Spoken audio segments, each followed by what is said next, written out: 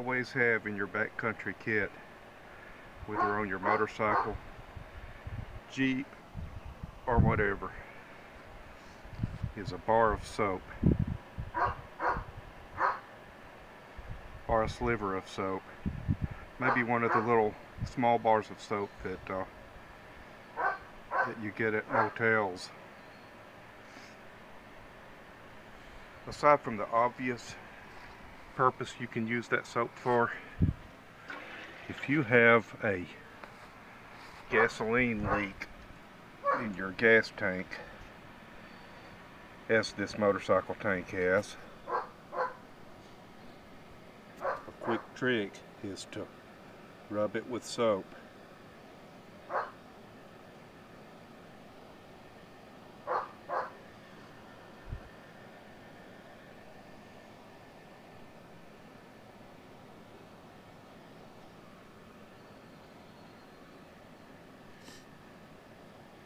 Gasoline and soap turns into a rock, and it'll patch that tank for you.